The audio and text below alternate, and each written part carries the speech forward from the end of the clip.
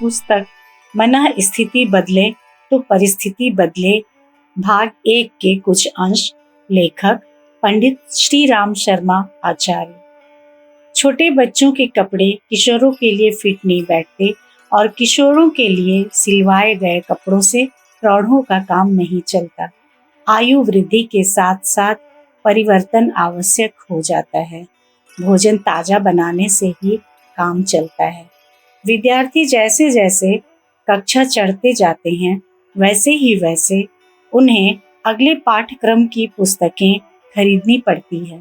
सर्दी और गर्मी के कपड़े अलग तरह के होते हैं। परिवर्तन होते चलने के साथ तदनुकूल व्यवस्था बनाते रहना भी एक प्रकार से अनिवार्य है। समय सदा एक जैसा नहीं रहता, वह बदलता एवं आगे बढ़ता जाता है, तो उसके अनुसार नए नियम निर्धारण भी करने पड़ते हैं। समय के साथ परिस्थितियां बदलती हैं और फिर उनके समाधान खोजने पड़ते हैं। इस परिवर्तन क्रम को रोका नहीं जा सकता। जो पुरानी प्रथाओं पर ही अड़ा रहेगा उसे न केवल घाटा ही घाटा उठाना पड़ेगा वरन उपहासास्पद भी बनना पड़ेगा। मान्यताएं, विचारणाएं, निर्धारण और क्रियाकलाप आदि भी समय के परिवर्तन से प्रभावित हुए बिना नहीं रहते। उनकी सर्वथा उपेक्षा नहीं की जा सकती। धर्मशास्त्र भी समय की मर्यादाओं में बंधे रहे हैं और उनमें प्रस्तुत बदलाव के आधार पर परिवर्तन होते रहे हैं। स्मृतियां और सूत्र ग्रंथ भी भिन्न भिन्न ऋषियों ने अपने अपने समय के अनुसार नए सिरे से लिखने की आवश्यकता समझी और वह सुधार ही जीवन में मान्यता प्राप्त करता रहा। इसका कारण उन निर्माताओं में परस्पर विवाद या विग्रह होना नहीं है वरन यह है कि बदलती परिस्थितियों को ध्यान में रखते हुए धर्म प्रचलन के स्वरूप में भी भारी हेरफेर किया गया। प्राचीन काल में जमीन में गड्ढा खोदकर गुफाएं विनिर्मित कर ली जाती थीं। बाद में कुटिया बनाना अधिक सरल और सुविधाजनक लगा। इसके बाद अब तो भूमि संबंधी कठिनाई को देखते हुए आगे बढ़कर सीमेंट और लोहे के सहारे भवन निर्माण का प्रयोग निरंतर बढ़ता जा रहा है। लकड़ी और गोबर से ईंधन की आवश्यकता पूरी करने की प्रथा पिछले दिनों रही है, पर उनका पर्याप्त मात्रा में न मिलना इस प्रयास को तेजी से कार्यान्वित कर रहा है कि गोबर गैस या खनिज गैस से काम लिया जाए। जहां इफरात है वहां बिजली से भी ईंधन का काम लिया जा रहा है। खनिज तेल भी किसी प्रकार उस आवश्यकता की पूर्ति कर रहे हैं। अब तो सूर्य की धूप भी ईंधन की जगह प्रयुक्त होने लगी है। इन परिवर्तनों में आवश्यकता के अनुरूप आविष्कार होते चलने की उक्ति ही सार्थक सिद्ध होती है।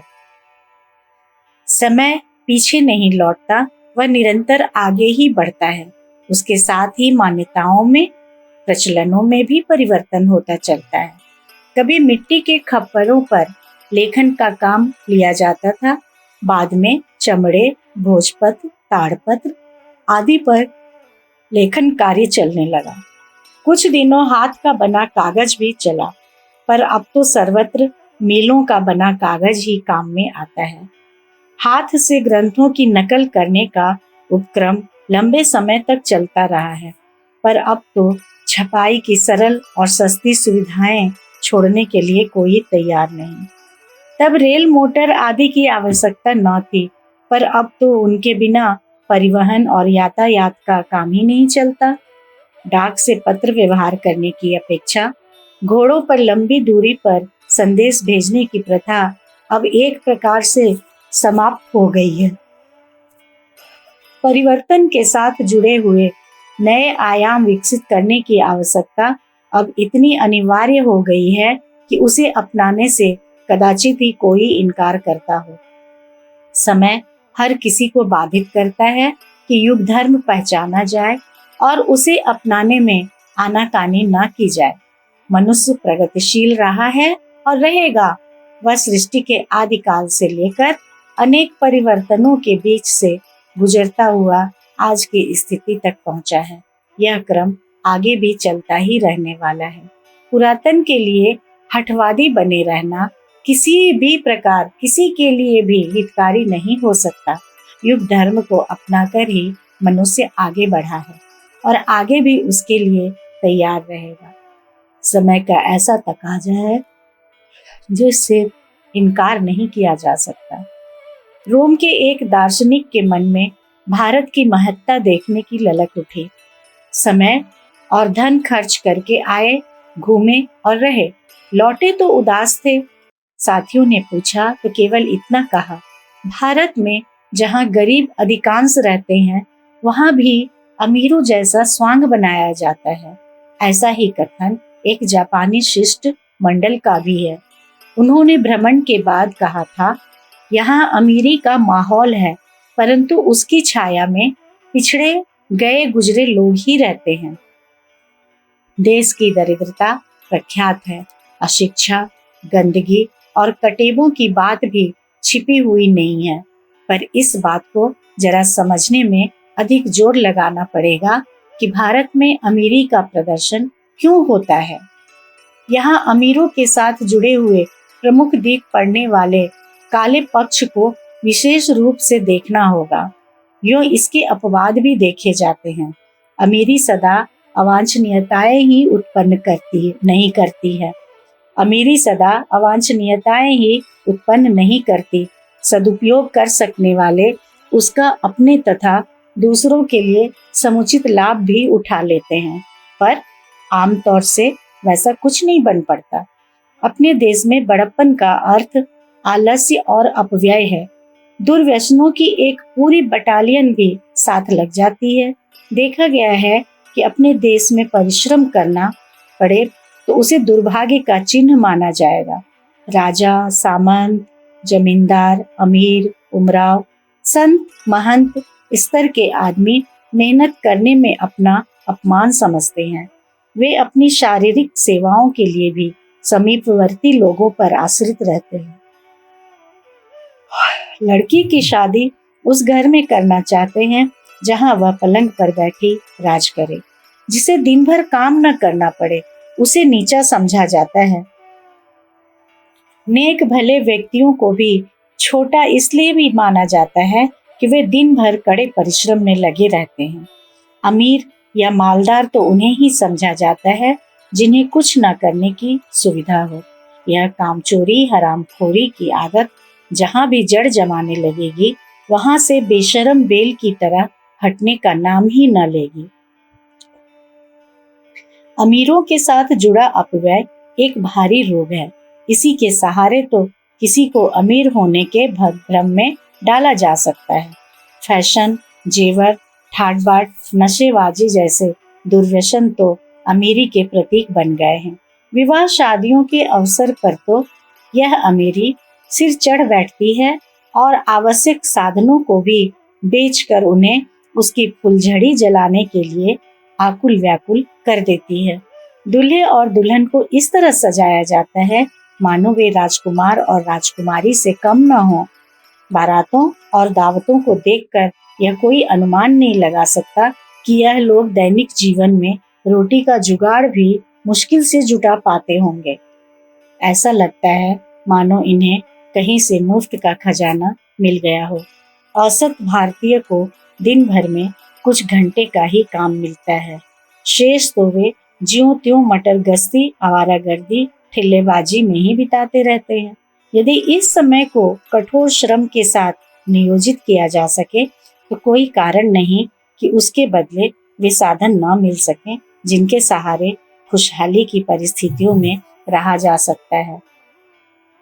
जिन्हें पैसे की आवश्यकता या तंगी नहीं, वे बचत वाले समय को शिक्षा संवर्धन में, गंदगी के स्थान पर स्वच्छता नियोजित करने में लगा सकते हैं।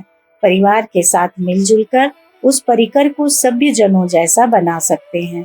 स्वास्थ्य रक्षा, आजीविका, अभिवृद्धि, कला कौशल, शिक्षा विस्तार जैसे अनेक कार्य हैं जिनके लिए यदि उत्साह उभरे तो कोई कारण नहीं कि आज की अपेक्षा कल अधिक संपन्न, शिक्षित, सभ्य एवं प्रतिभाशाली न बना जा सके। अपव्ययों को रोकने पर पेंदे में छेद वाले घड़े का सुराख बंद कर देने की तरह पानी भरा रह सकता है और प्यासे मरने की शिकायत से बचा जा सकता है। किंतु उस दुर्भाग्य को क्या कहा जाए जो समय के साथ श्रम को जुड़ने ही नहीं देता। अमीरी प्रदर्शन के प्रेत पिशाच का उन्माद सिर से उतरने ही नहीं देता। इस मूर्छना के रहते उठने, आगे बढ़ने और उपलब्ध क्षमताओं के सदुपयोग का उत्साह उभर ही नहीं पाता। इस मानसिकता के रहते न दरिद्रता से पीछा छूटने वाला है, न अशिक्षा से। प्रगति के दूसरे भी अनेकानेक आधार हैं, पर वे हस्तगत कैसे हों, जबकि पिछड़ापन अपने गुण, कर्म, स्वभाव का अविच्छिन्न अंग बन गया हो।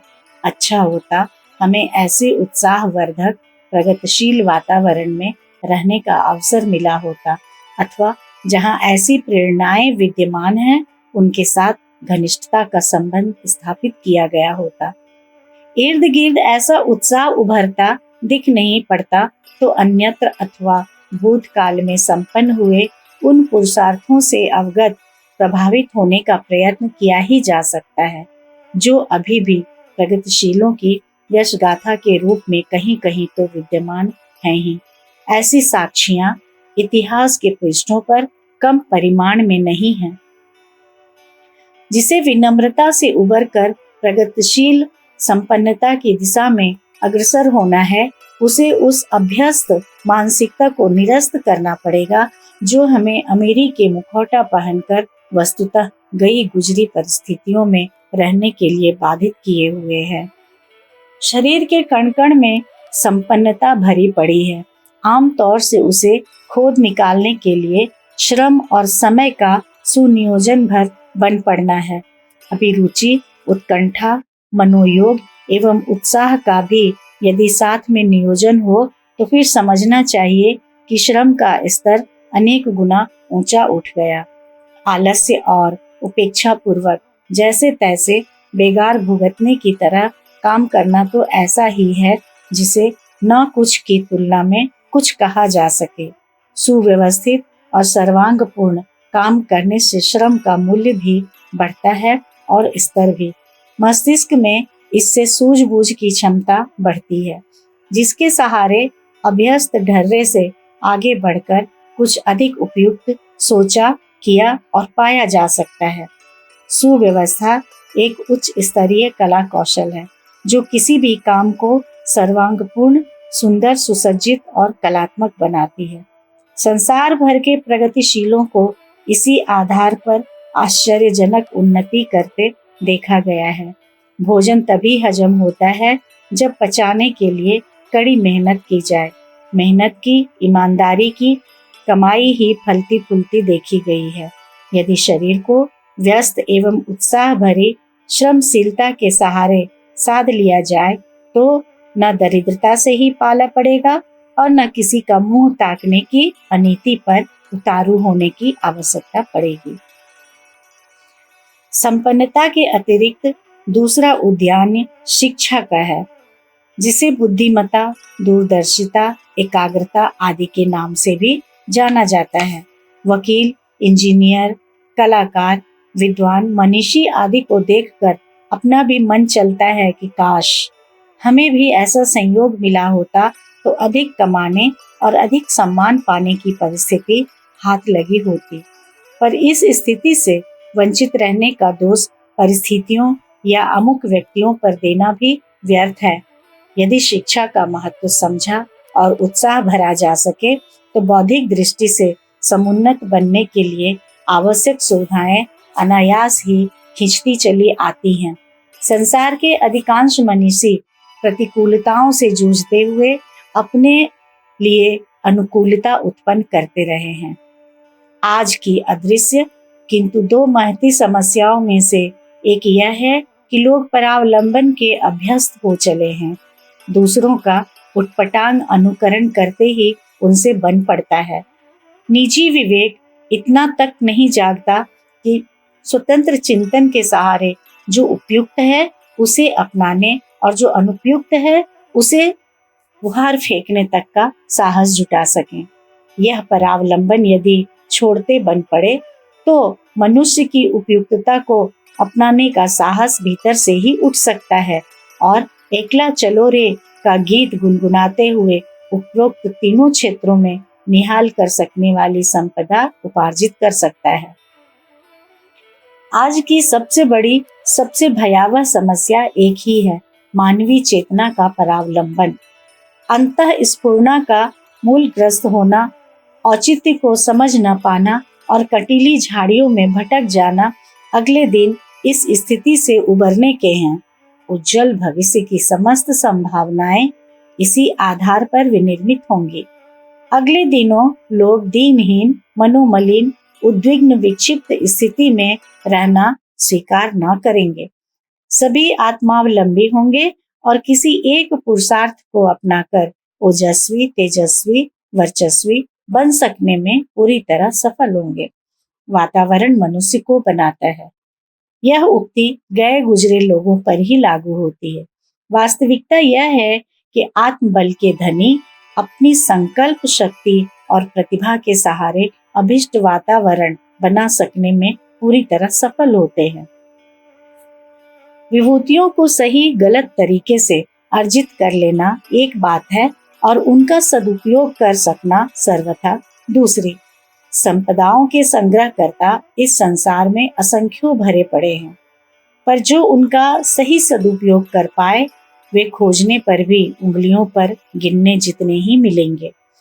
इसे एक विडंबना ही कह सकते हैं कि सफलताएं अर्जित करने वाले को सदुपयोग नहीं आता और जो उसे सही प्रयोजन में उपयुक्त नहीं कर सकते हैं वे पुरुषार्थ को अर्जन करने के स्तर तक पहुंचा सकने में समर्थ नहीं हो पाते। काश प्रतिभा और सदाशयता का एक ही केंद्र पर केंद्रीकरण बन पड़ता होता तो यह संसार कितना सुखी और समुन्नत दृष्टिगोचर होता। साधनों की कमी पड़ने से कठिनाई बढ़ने की बात समझ में आती है, पर यह तथ्य और भी अधिक गंभीरता पूर्वक समझा जाना चाहिए कि उनका बाहुल्य होने पर भी यदि दुरुपयोग चल पड़े तो विपत्तियां और भी अधिक बढ़ेंगी।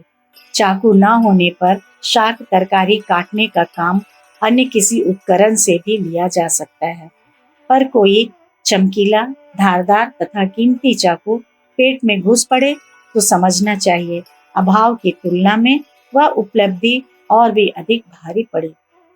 पुरातन काल में साधन आज की अपेक्षा निश्चित ही बहुत कम थे। वैज्ञानिक आविष्कारों का तो तब सिलसिला तक नहीं चला था। इतने पर भी उन दिनों इतनी अधिक प्रसन्नता एवं सहकारिता का अनुभव होता था जिसे देखते हुए वह समय सतयुग कहलाता था। मिल बांट कर खाने की नीति अपनाए जाने पर जो था उसी में भली प्रकार काम चल जाता था। न कहीं विग्रह था न संकट।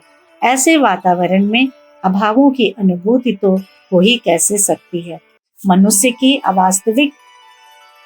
की वास्तविक आवश्यकताएं अत्यंत स्वल्प हैं। उन्हें कुछ ही घंटे के साधारण श्रम से सुविधा पूर्वक उपलब्ध किया जा सकता है। हैरान तो वह तृष्णा करती है जिसके पीछे दुरुपयोग की ललक, लालसा जुड़ी होती है। यदि उस बौद्धिक विभ्रम से निपटा जा सके तो गुजारे में कमी पड़ने का तो प्रश्न ही नहीं उठता।